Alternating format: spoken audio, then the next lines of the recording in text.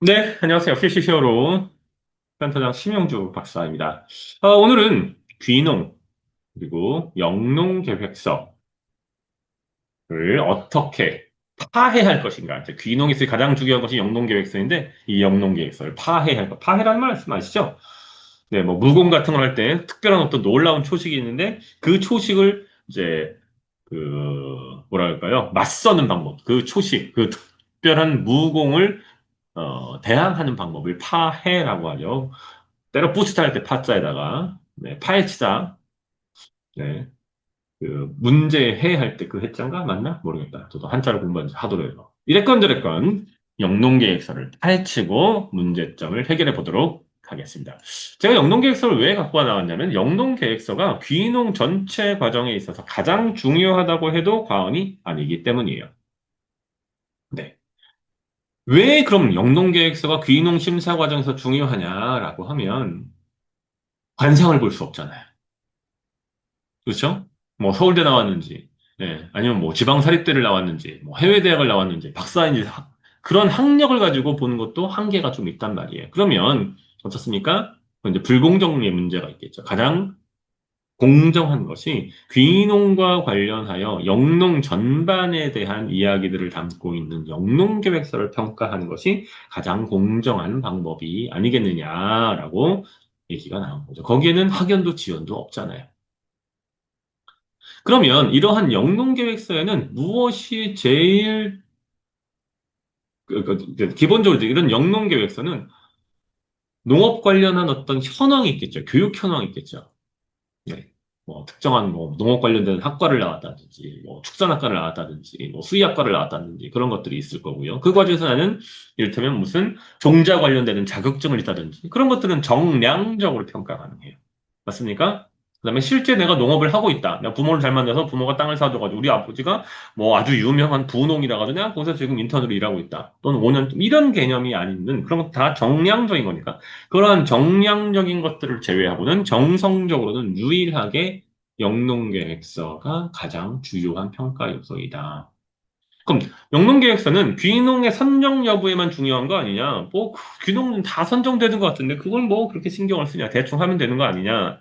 그 뭐 아무나 다 하던데 이게 왜 중요하냐면 영농계획서를 얼마나 상세하게 또는 유의미하게 제대로 썼냐가 귀농할 때에 귀농 선정력을 넘어서서 귀농 융자 금액을 결정하는 중요한 요소이기 때문이에요. 네. 지금 말은 5억이라고 하지만 5억을 다 받는 사례가 그렇게 많지는 않습니다. 물론 지자체별로 어떤 것도 그냥 나눠서 뿜빠이 해주는 경우도 있어요. 분배해주는 경우들이 있어요. 그럼 어차피 방법이 없죠. 근데 그것이 아닌 지자체들의 경우는 영농계획서를 잘 쓴 순서대로 귀농자를 선정하고 동시에 농심보나 농협에서 융자 금액을 결정할 때 그 영농계획서를 다시 한번 봐요. 그래서 그 영농계획서를 근간으로 융자 규모를 결정하게 돼요. 융자 여부와 융자 규모를. 따라서 영농계획서가 아주 중요하다. 물론 영농계획서가 중요하다고 할지라도 자격증이라든지 기타 다른 정량적인 것들도 맞춰놔야 되죠. 그 모든 것들이 다 맞춰져 있다는 전제하에 영농계획서는 거기에 빛을 발하게 되는 거죠. 네. 활용 정점이 되는 거죠. 다음에 이제 그럼 영농계획서는 뭐냐라고 하면 영농계획서는 간단히 말씀드리면 서식을 본 분들이 많이 계시겠지만 기본적으로 귀농하는 과정에서의 사업계획서, 즉 비즈니스 플랜이에요. 저도 이제 스타트업을 운영하는 경험이 있는데 스타트업의 파운더는 즉 사업가는 피치덱이라고 하는 사업 계획서를 씁니다. 네, 그것으로 사업을 평가받아요. 물론 그 안에 정량적인 것도 있지만 정성적인 것들, 난 어떻게 할 거야라고 하는 전략이나 계획들이 들어가 있어요. 그럼 귀농을 희망하는 여러분들은 어떻습니까? 피치덱과 같은 방식으로 영농 계획서로 모든 것을 말하고 평가받게 됩니다. 자, 그러면 내가 영농 계획서에 무엇을 써야 되냐? 나한테 뭘 그 사람들은 바랄까? 무슨 이야기를 듣고 싶을까? 아주 중요한 포인트입니다. 저는 20대 때 30대 초반까지 이제 시중은행에서 신한은행에서 근무를 했기도 했고 동시에 한국무역보험공사라고 하는 정부 보증보험 관련되는 또 이제 수출과 관련되는 것이면 근무한 경험이 있어요. 물론 이제 이 무역보험공사는 신용보증기금이나 또는 뭐 기술보증 그리고 농신보 이런 것들하고 어느 정도 맥을 같이 해요. 그래서 그들의 철학, 그들의 태도, 그들의 사고를 저는 좀 이해해요. 은행은 무엇을 생각을 하고 돈을 빌려주는지, 또는 돈을 빌려주지 않는지, 또는 농신보, 신용보증기관은 어떤 생각을 갖고 있는지에 대한 기본적인 저는 이해가 있어요. 물론 이제 경제학하고 경영학이 전공이기도 하지만, 딴 거 없어요. 여러분들이 돈을 갚을지 못 갚을지예요. 가장 중요한 것이 여러분들이 돈을 갚을 수 있냐? 5억이라고 하는 어마어마한 금액이 나갔는데 그 중에서 담보 가치가 있는 것은 토지밖에 없단 말이에요. 그럼 토지를 넘어서 나머지 물론 이제 가설 건축물로 일부를 등록할 수도 있지만 토지를 넘어서 나머지 시설이라든지 이런 것들에 대해서 5억이 나간다고 했을 때 뭐 토지 제외하고 3억이 나간다고 했을 때 이것을 여러분들이 이 사업을 통해서 갚을 태도, 갚을 준비, 갚을 능력, 갚을 뭐 논리가 맞는지를 평가하는 그 돈 못 갚으면 어떻게 돼요? 물론 일부는 경매에 붙여서 상환하게 되지만 은행의 입장에서는 손실이 발생하게 되니까 농협 입장에서는 손실이 발생하고 그 손실을 정부가 제가 알기로는 현재 기준으로는 보장해 주지 않아요. 네. 물론 농심보가 뒤에 있긴 하지만 그 관계가 아주 복잡해. 이래건 저래건 돈을 떼어 먹히지 않는 것이 그들의 목적이다라고 이해하시면 돼요. 우리나라의 이 농업 귀농지원제도는 전 세계에 유례가 없을 정도로 대단한 제도이지만 동시에 어떤 문제가 있냐라고 하면 그 과정에서 책임을 실제 귀농 대출을 시행한 담당자나 기관들에게 정부가 전가하는 느낌이 커요.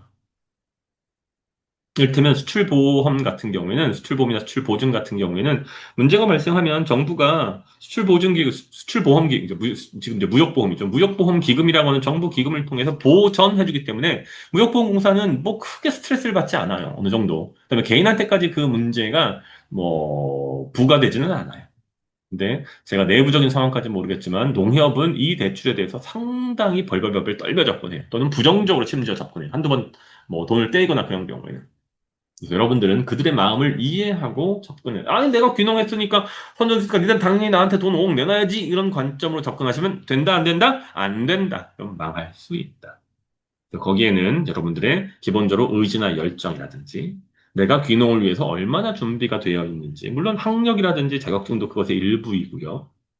그다음에 내가 돈이 들어오면 이 돈을 어떻게 쓸 것이고 나는 현재 어느 정도의 대응 자금을 가지고 이거 아주 중요해요. 대응 자금 갖고 있다는 거. 대응 자금을 가지고 있고 나는 이 작물을 생산하기 위한 농법, 생산 기술에서 이만큼 내가 빠삭해서 그야말로 기술적으로 정점이 올라가 있고 또는 정점이 올라가지 못하면 내가 후보 계획을 통해서 보완 계획을 통해서 학습 계획을 통해서 내가 어떻게 올라갈 것이고 그다음에 실제 생산은 어떤 식으로 이루어지고 향후 이것을 근간으로 나는 3년 뒤에 5년 뒤에 내가 2배 성장할 거야, 3배 성장할 거야, 1.5배 성장할 거야. 마지막으로 이것은 이 프로젝트 자체가 단순히 나 혼자 잘 먹고 잘 살려는 물론 그게 중요합니다만 소농을 길러내는 것입니다만은 동시에 나는 지역 사회에 이렇게 기여할 수 있어라고 하는 것을 이야기해야 되고요.